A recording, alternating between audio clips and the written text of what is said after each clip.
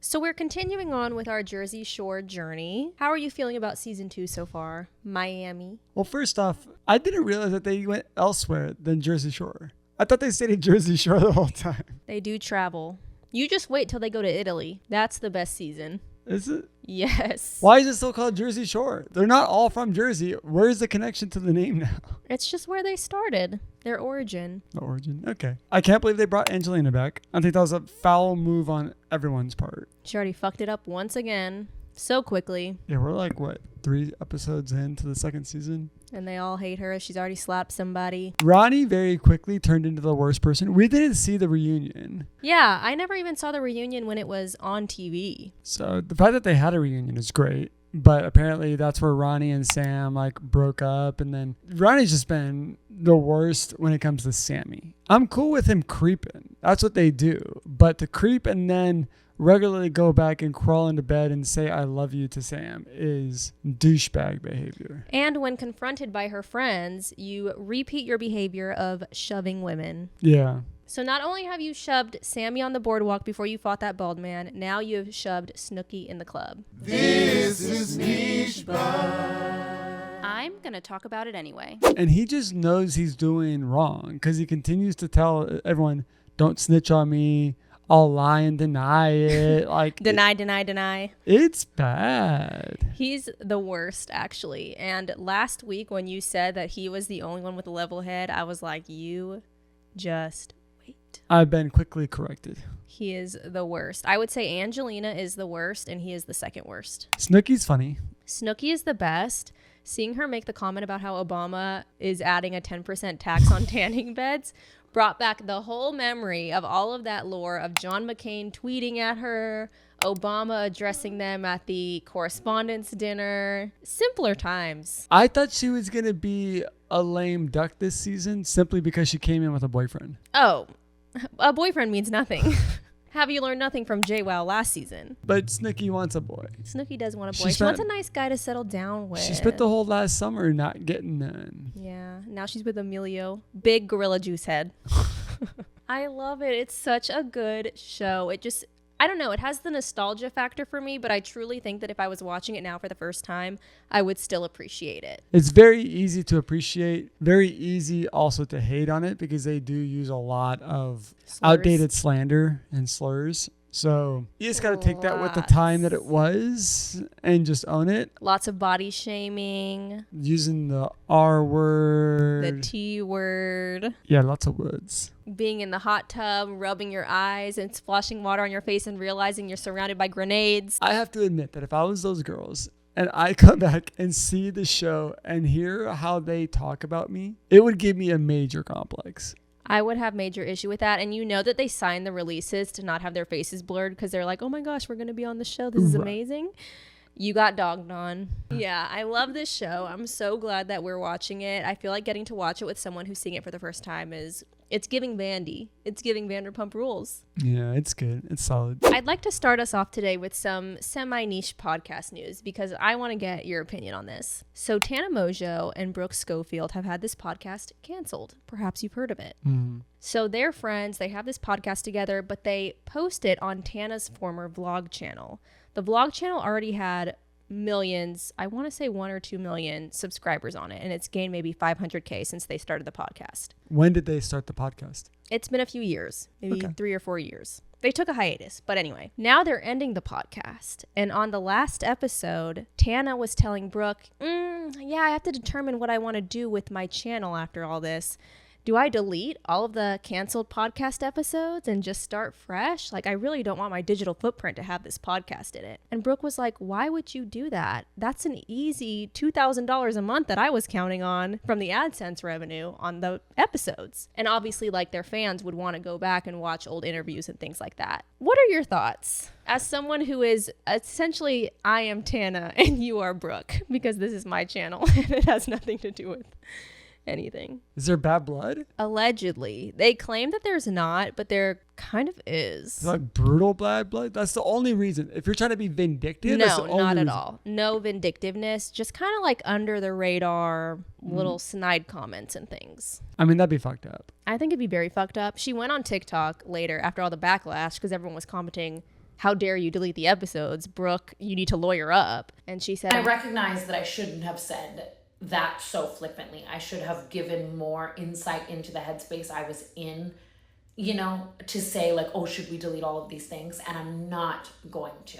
So she backtracked a little bit. But it just goes to show that when you're starting a podcast with someone, you need a revenue plan. I mean, even the stream of consciousness that leads to the idea that I'm going to cut this woman off from a passive income source seems pretty fucked up. Especially when you've been in the influencer space for over a decade now and have millions and millions of dollars. And Brooke is just getting started. And she makes a lot of money too, but she would definitely rely on this for passive income, like you said. So it's kind of like, I don't need the money, so I don't really care what happens to it. I'm just going to delete it. It's a little inconsiderate. The fact that you can even think about uttering words that come across as vindictive in that sense. I just think that that's really what your mind thinks about when it comes to that person. Yeah. Which I find very interesting that now everyone's coming for Tana for trying to cut off Brooke from an income stream when Brooke just got canceled and everyone was wanting her to lose all of her income streams. The internet just wavers back and forth so much that sometimes I'm like, girl, what do you want? No one remembers who's actually canceled and what for and how long it stands.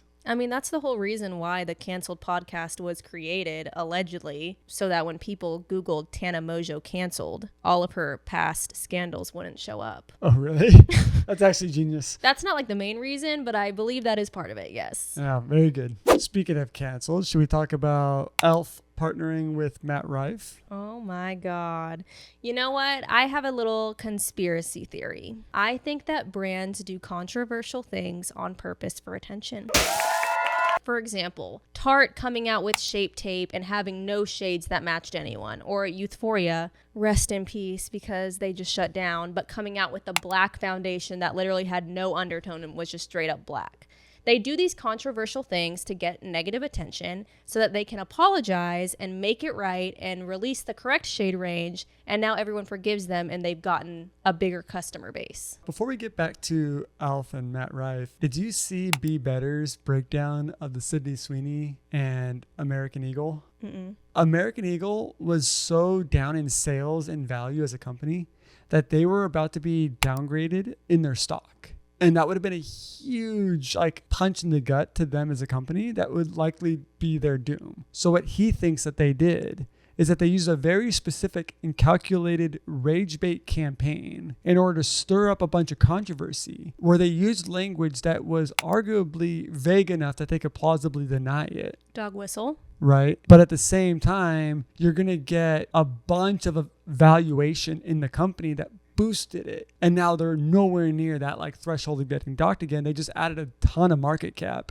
overnight, which we talked about on this show about that too, where that market cap is bullshit because show me the actual sales. Period. I didn't go on the website, so I didn't see it with my own eyes. But that's very interesting. Yeah, it's just rage bait. You just do something enough to get enough attention where you know that you're alluding to something probably problematic that's going to get people all up in a hizzy. And then online, the conversation's going to evolve and it's going to take all of these undertones about racial cleansing and all these other types of alludes back to Calvin Klein and Brooke Shields. Honestly, I think that that's exactly what a PR agency would advise. Yeah, and it's very interesting because, like you said, it's not blatant now. I could totally imagine them sitting in a room and saying, okay, so should we go? We need to go with a man who has nothing to do with makeup, who's a little controversial, and someone throwing out Matt Rife and then being like, ooh, that's a tough one. They're going to get really mad. Yeah, but traffic is traffic. Let's start the conversation and then backpedal from there. I think that they are listening to the comment sentiment because a lot of people are commenting about how Elf used to do coupons and it used to be so cheap and they used to send you free samples and things like that. I think they're going to use this as an opportunity to apologize in a way, even though they already did a bullshit apology, by bringing back those sorts of old-timey marketing gimmicks. Oh. And then all we're sorry. Here's your 25% off. Yeah. Plus free eyeliner. I don't know. I've actually never used anything from Elf, so. I just don't understand. Does Matt Rife even use makeup? Is he a makeup person? Why would he even be in the conversation of being a spokesperson? Because it was a skit. He really was just in a comedic little skit. So it would make sense for them to pull a comedian, I guess. He's not trending. He's only controversial. And he doesn't even have a female audience. Like, I think it would make more sense if you were trying to be a little bit problematic and get people talking to include someone like Theo Von. Why? The literal... Because Theo Von has a female audience. It's not majority female, but it's way more female than Matt Rife, who said that he does not want women listening to his comedy. What about MGK? Actually wears makeup. A little controversial. I mean, if they really had their finger on the pulse, they would have gotten Gerard Way. My Chemical Romance comeback tour. Oh, yeah. Wears makeup. He could be there in his little cattail. They're fucking up. But I'm sure that this just raised the searches for ELF. People are checking out their website. People are recognizing them in the drugstore again. And it's all going according to plan. Yeah. People need to stop falling for the damn rage bait. Speaking of rage bait, I got accused of rage baiting today. What for? Because I said the wrong name in my video. I don't know why. What video? It was a video that I did about Tammy Roman. And I misnamed one of the roommates in the house. I have no clue. I seriously think that I was thinking of Jersey Shore because the roommate's name was John, but I said Sam. And I was like, was I thinking of Sammy Sweetheart? But someone commented and said that I said the wrong name for engagement so that people would call me out. I mean, a lot of people do that. They make blatant mistakes to be corrected in the comments. If they know anything about you, you are very thorough. I really would rather have less engagement than have a bunch of people in my comments pointing out a little minute detail that I got wrong. Also, it wasn't even about that roommate. Yeah, that's kind of a weird thing to rage bait. I don't know. But this is a very niche rage bait for the real world fans out there. Right. The real world fans, you would only know his name if you were watching this 1993 season of The Real World. I'm trying to rage bait my elder millennials. I'm trying to rage bait 40-year-olds right now. I just thought that was funny. But we need to seriously just ignore brands when they do this, honestly. It's kind of like Twitter. When you want to amplify somebody, you quote tweet them. When you're trying to yell at someone or be in disgust about someone, say you're like responding to Marjorie Taylor Greene, you don't quote tweet them. You screenshot and then you reply because you don't want to continue to amplify their post. Oh. It's like that one guy who makes the modeling videos who never stitches anyone who he shit talks and merely screen records their video. Wait, he's just doing that so that they don't know that he's talking about them and they can't reply. He did it to me. I reply. If we could have an anti-nichelord segment, he would be on it. I'm not even going to say his name. I don't know if this is just my TikTok. I don't know if anyone else is noticing this, but there's some sort of glitch happening where the caption says the World Cup score. Are you getting this? It's a random video that has nothing to do with soccer or the World Cup or anything, but the caption will say World Cup. Colombia versus so-and-so score. Oh, yeah, I have seen that. What the hell is going on? What are they hiding? I have no idea what that's about. It's super weird. Is the World Cup happening right now? No. Okay, so this just has nothing to do with anything. It's so odd. I thought these repost accounts, these spam accounts were strategically doing that for some reason, but I saw it on a random woman's video. I think it seriously is a glitch. Can someone at TikTok please help me? I have questions. Something is going on. They're doing something. That was my red yarn moment. Conspiracy To get people to care about the World Cup even though it's next not even year happening, that I honestly believe shouldn't even take place in America anymore. Honestly, it shouldn't, nor should the Olympics. I'm surprised Trump isn't petitioning himself to be the head of the Olympic Committee. Give it time. We still have time. Speaking of delusional people, can we talk about the video of someone going up to Chris from Love Island and asking for a photo and him saying, Huh? Type shit. You know what I mean? What the hell is this? Is that rage bait? Was I rage baited? Was that a skit? I don't think it was a skit because he did the whole like man to man. I know you get it, but I just have to do it. The man is like, actually, I don't get it.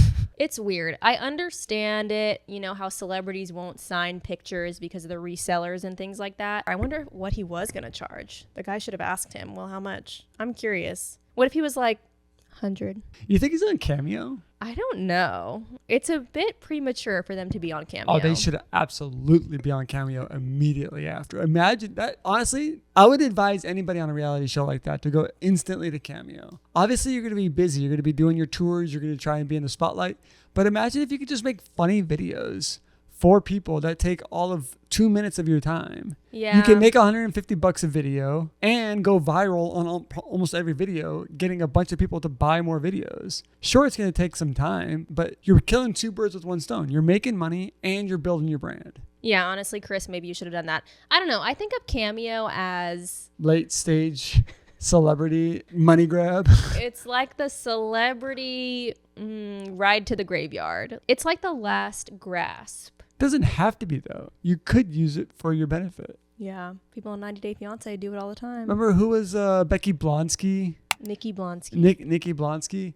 Now, granted, she's not in the limelight, but how much short-term attention did she get? Can't talk about Nikki Blonsky. And honestly, it was her cameos that made her go viral. Yeah. Anytime someone says her name, I just think back to that damn West Virginia hotel, that motel she was staying in, where she was like, hey guys, it's Nikki Blonsky. West Virginia, you've taken such good care of me. I love you all. But they went above me. This place is just mind-blowing. That's amazing. I think everybody needs a TV that big. Look at the view outside my window. That's my Best Western. Okay, are we excited, scared, or what for this Love Island reunion? I don't care anymore. It again took too long. Yeah, I don't care anymore. To be honest, I forget everything. I didn't really forget everything. I did enjoy the fact that Andy Cohen went to his channels to say that Huda was there. Everyone was there because there's a bunch of speculation that Huda was boycotting and not going to be there. I saw that as well. He seems to be hyping up this reunion more than anything else because he's on his channels talking about, it's 9:30 and we're just starting our dinner break and we got to go back out there. Like, oh, wow. Well, just because it's a long one doesn't mean it's a good one. Although I do think that he's going to be coming for Huda pretty freaking hard. I hear that they are going to roll the unseen clip of her heart rate challenge. Oh, okay. I'm intrigued now. Is Sierra there? Sierra's there? Oh my God. Everyone's there? Wow. I think Baldasha isn't there. Baldasha. That's okay. Who else? Other early people. Like the Casa Amor people, I'm assuming. I'm sure they won't all be early. there. No. Oh, who's the one that got sent home because she said the N-word? Oh, yeah, Ulissa. I'm sure Ulissa will not be there. I'm sure she won't be there. Yeah, maybe I am interested. I don't know. I completely forgot, honestly. Love Island was just, a thing that happened, and I kind of went away from it. It was a big part of our lives for 6 weeks, and then just almost like instantly gone. But if it's Andy Cohen, and if he's going to be calling people out correctly, I will be tuning in. So I haven't mentioned it on here, but I've talked about it on TikTok and stuff about how I'm doing this whole function health thing. So I went to the lab twice. The first time I'm sitting in the little chair. No, the first time we went to the wrong location because you directed us to the wrong function health place to get your lab drawn. And we showed up, we checked in, and then we went right home. The second time I had a meeting, I dropped you off and then I went to my meeting. Okay. I went back in, I sat in the chair, I was breathing, I was doing great. All of a sudden I hit the fucking deck. I don't know what it was. It was the volume, I think. Because they're taking like 10 vials of blood. 10 vials of blood. Doesn't take long. It took like 10 minutes. I'm not super afraid of needles. I'm not. I can look away and feel the pinch and be fine. But I just passed out. And she iced me. I sat back there for a few minutes. And I was like, I have no idea how I'm going to do the second lab visit because you have to go twice. And it's allegedly 10 vials of blood per visit. So I show up to the next one and I tell the girl right away, I passed out last time. She's like, okay, let me do your urine sample first. I had to do a urine sample and then we can go lie down. So I lie down. I give her my left arm. She's like, ooh, your veins are so tiny. Let me get a little butterfly. I was like, oh, that happened last time. I'm a tiny girl. It's very normal. She comes back, pricks me. The blood is not coming out fast enough. I don't know. She said it was like barely coming out. So she's like, maybe I should do the other arm. She pulls it out. I flip around. She pinches the other arm. She's like, oh, this is so much better. And this is less blood than last time. So I feel like you should be fine. And I was. I got pricked twice, but I made it through the entire appointment without passing out. I did leave my bag back there and had to go run in after it, but it was a success. You're a very brave girl. I'm very, very brave. And I just got my results back. I haven't gotten like the full report. It takes a couple of weeks, but I did find out my blood type. I found out, I'm vitamin D deficient, to be expected. And I found out my biological age. How old are you? You want to know how old I am?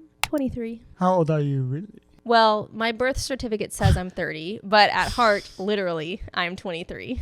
Isn't that just incredible? I'm a youngin'. And you know what? All of a sudden, things are really starting to make sense. Because I want to say it was 2 weeks ago, I go outside to meet my Instacart driver and get my bags. And she's like, oh, thank you for coming out and helping. Do you want a lemon from my lemon tree? And I was like, absolutely. I go with her to her car. She's digging in the back for the lemon. She's like, oh, like I feel like you would really like my son. How old are you? And I was like, oh, I'm 30. And she's like, oh, okay, he's 19. I just thought maybe I could hook you guys up. And I was like, did you think that I was 19? Oh my God. These GQ photos of Travis Kelce are horrendous. They're horrendous? Have you seen them? No. Oh my Show God. me. Look them up. This is... Are you talking about this one of him holding a snake wrapped in a tree? Yeah, it's one of them. He is reheating Lana Del Rey's husband's nachos. I see a photo of him holding a little baby gator. Saw that one. Yeah, Lana Del Rey husband core. Don't even get me on Taylor Swift's Life of a Showgirl promo photos. Careful. First off, don't get me wrong. I'm not a Taylor Swift hater. I like a lot of Taylor Swift. I think in a way she gives a little similar to Benson Boone, where it's like very strategic. I have a very hard time getting a grasp for who she is as an actual person. I know she does a lot of good with like kids around the holidays. I know she's very strategic with how she comes out with when it comes to social issues, political issues. She's generally silent and very rarely speaks up, but I just feel like unless you are bound to her through blood for your childhood, which a lot of people are, she has a hard time, I think, gaining traction with new audiences. I agree with that, because as soon as you like something, like for example, that album that you showed me when we first met. Evermore or something? Evermore, yeah.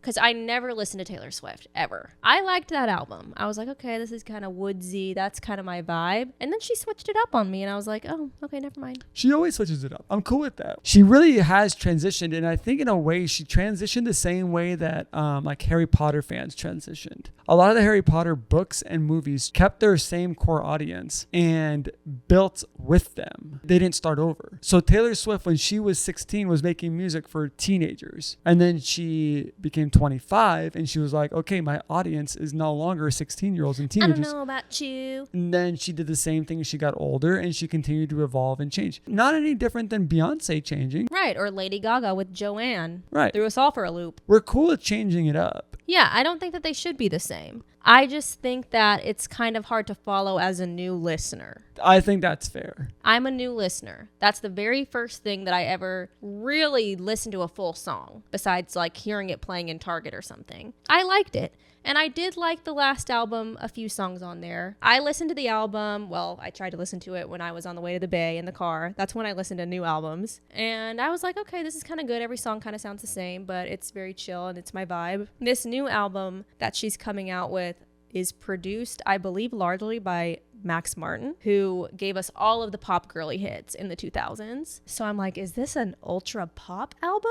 If so, I might be able to get behind that. But Travis Kelce's GQ, I don't know what's going on with that. I did listen to his interview with Taylor Swift, which has 11 million views, by the way, and it was posted like 2 days ago. I listened to part of it. It's quite long. I think it's like 2 hours. But it's very interesting. It's so surface level, and, you know, they're not really asking anything too deep, at least from what I've heard so far. It's kind of like a PR episode. It's just kind of like hyping up, talking about the album, talking about things. Like talking about the Eras tour. Oh, what was your favorite part of the tour? Where did you go? Da, da, da, da. But you just never really hear from her, so I'm kind of interested in the kind of things she says. I really liked her Netflix documentary for that reason. I was like, wow, I can actually get to see her personality a little bit. Right. And I don't want to be mean when I mentioned the Benson Boone equivalent, because I do think that she has a personality, but I think that she's so calculated and careful, she chooses not to show it. Which, to be fair, if I were in the industry for 20 years and had been eaten alive the entire time, I might feel similarly. She might be able to spin that narrative if she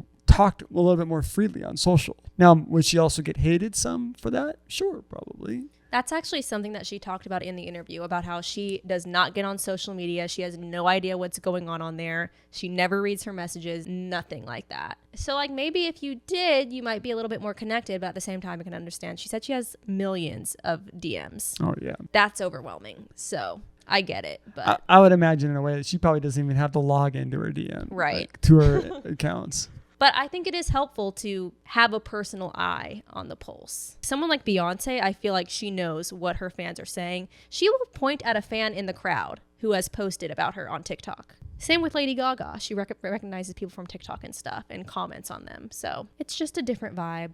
Different strategy to connect with your audience. Or not connect. Or not. I feel like Taylor just knows that her audience loves her and thrives in the mystery and likes to be investigative. Do you know who Wisdom K is? Yeah, the fashion influencer. Yes. I don't know if you saw his post about how fame is ruining his life. Is this a while ago? No, it's yesterday or the day before. He posted a TikTok about how he cannot go out in public without being harassed, people coming up to him and touching him, taking videos of him, taking photos, bothering him, and how he has so much anxiety that it is just absolutely fucking him up. And the response that he got was, "You're an influencer. This is what you asked for.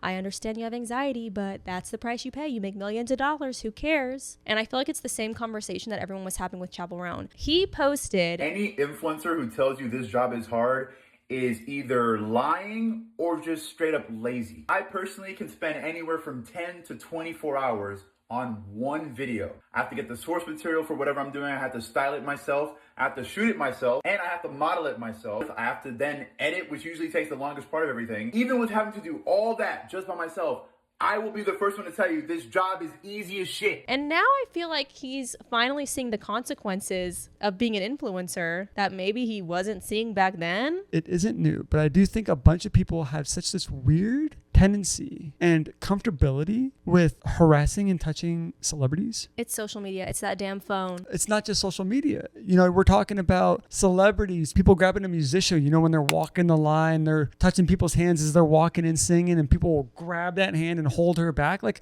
what gives you the fucking right to do that? But I do think it is social media because I think that people connect with someone in such a close way, even a celebrity. I think that people form these little parasocial relationships and they think, oh, it's like my best friend. It's like touching my friend. My friend would want me to do that. That person is not your friend. She doesn't fucking know you. I don't disagree at all with the social media. I just don't think that it's new. I think people were camping outside of Michael Jackson's house because they wanted to be close to him. Yeah, that's valid. People want to feel close to their idols in some way. You would never catch me saying that being an influencer is easy, but it is such a fickle business because it's on platforms that could be gone in a minute. It's with a bunch of people who could hate you in a minute. And you're held to a standard now that we're seeing much stricter than anyone else in the world. So you're canceled for the smallest amount of things. In my opinion, to be an influencer means to do what you need to do in order to try and stop influencing as quickly as possible.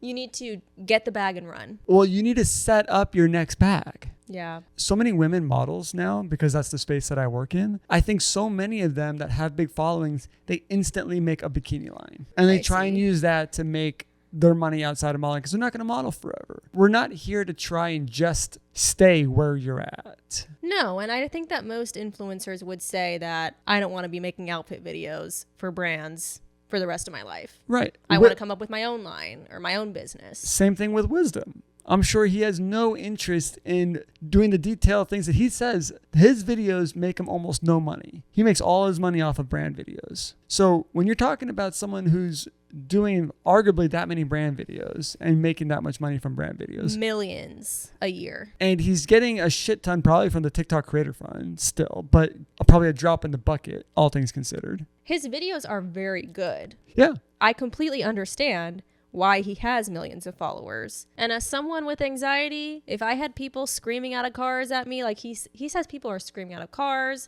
and then everyone looks at him because someone's screaming his name out of a car and it's a whole thing, that would stress me the fuck out. Yeah. Do not get me wrong. I would not like that at all. But when you're famous, your lifestyle changes. You can't be the same person you were. You have to accept that. Honestly, maybe that means hiring a bodyguard. Maybe that means going to places that aren't as frequented by the people who follow you. Maybe you can't walk down Melrose and go vintage shopping anymore. I was just going to say, if your lifestyle that you love is in Brooklyn and walking to your corner bakery and getting your morning coffee, you're not going to be able to do that anymore. You're going to have to move to a more secure space, have an assistant get you your stuff. And that is one of the hard parts of being an influencer. Yeah.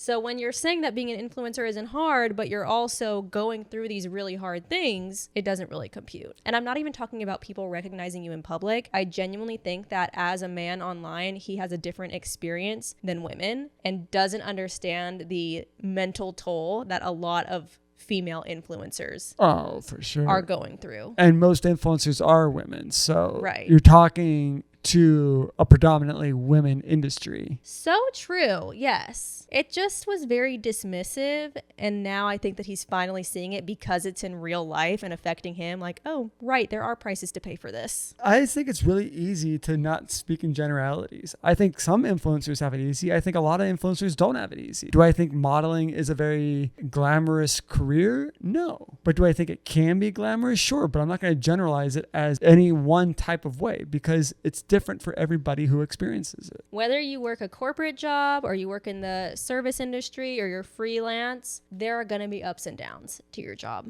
Yeah. There are going to be things that you don't like. I will say that as someone who has been on set as a PA and as like a marketing person and as the model, I'd rather be the marketing person. Oh, interesting. The marketing person, girl, I didn't do shit. When I was showing up on set, everyone else, think about it. I don't have to set up. Yeah. I don't have to be on camera. I'm providing the script. I already wrote it last week and I'm just there to make sure nothing is fucked up.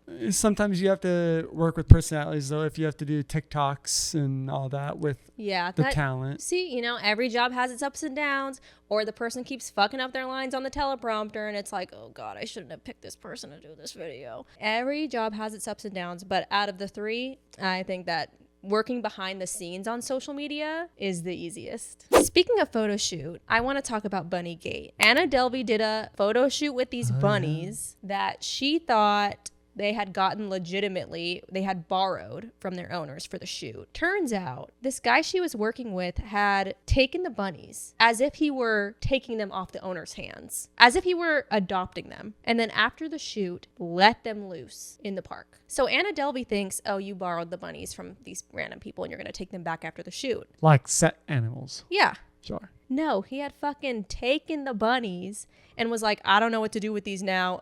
I'm just going to let them out in the park. Domesticated, little cute bunnies. This isn't like a wild jackrabbit, okay? So he lets them free in the park, and obviously people find them and are like, what are these bunnies doing here? So these girls foster the bunnies. Okay, good. The bunnies have been saved, so it gets back to Anna Delvey, and she finds the girls who fostered the bunnies. She doesn't have the context that this guy lied to her and said that he was borrowing the bunnies. So she starts coming for them, and eventually he finally admits to Anna Delvey, who, by the way, shares all of their messages. I screenshotted everything. Anna was in the photo shoot with the bunnies, but not involved in anything beyond the photo shoot and did not realize the situation until today.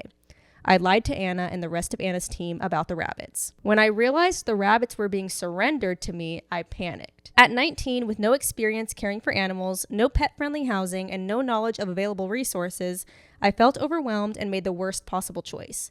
Believing mistakenly that there were existing rabbits in that area, I released them there, thinking that was my best option. I'm relieved to hear that the rabbits are now safe, but I deeply regret the harm I caused. I also want to be clear that Anna had no knowledge of my actions until this afternoon, and I ask that any mention of them be removed from the situation. So now everyone thinks that Anna Delvey is scamming again and, I don't know, taking bunnies and releasing them into parks because of this guy. That's what I understood from the headline, and that's the problem. Yeah, But she had no idea. And the gag of it all is that her mouth is so fucking hot that she jumped and started attacking the bunnies' fosters before she had the information, and that's how she got kind of dragged into it. Now, arguably, she's the one with the most PR training who should not be doing that.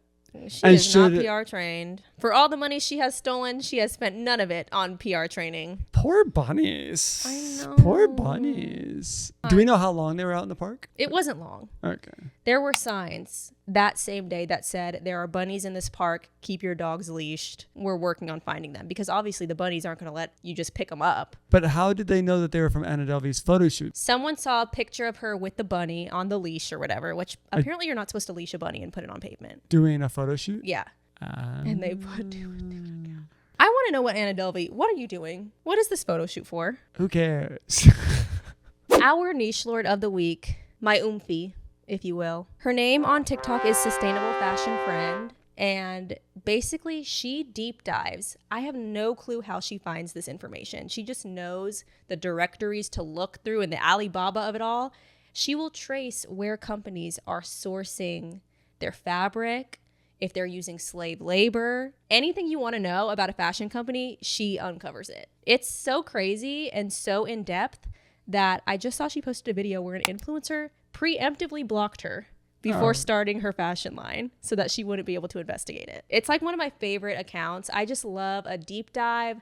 I love an investigative journalist. We love education talk. I do. I love learning about fashion stuff, especially because I really don't know anything about it. Like, I did not know, besides my personal horrible experience with meshki, how bad they truly were. She does talk about good places, but they are rare to find. It's very, very rare to find a company that is using sustainable fabric and not taking advantage of children and people in other countries to make their clothes. She is amazing. Sustainable fashion friend. Run it up. It's kind of like you, but for that stuff. It's kind of like your celebrity deep dives, but for fashion. Honestly, yeah. And it's very, very useful. Like, anytime I find a new store and I'm thinking of buying something, I check to see if she's talked about them. Very well delivered. Very well delivered. I'm telling you, she goes so in depth. And quick. And she takes requests. So you can comment and be like, what's the tea on this influencer's brand? So everyone go follow her. You can also subscribe to my channel if you like niche topics, internet history, pop culture, reality TV, anything like that. Subscribe. You can follow Will down below. I have linked all of his socials. And please follow our baby girl at Good Job Junebug. She's been such a sweet, sweet girl during this recording. And we will see you next time. Deuces. You never say deuces anymore.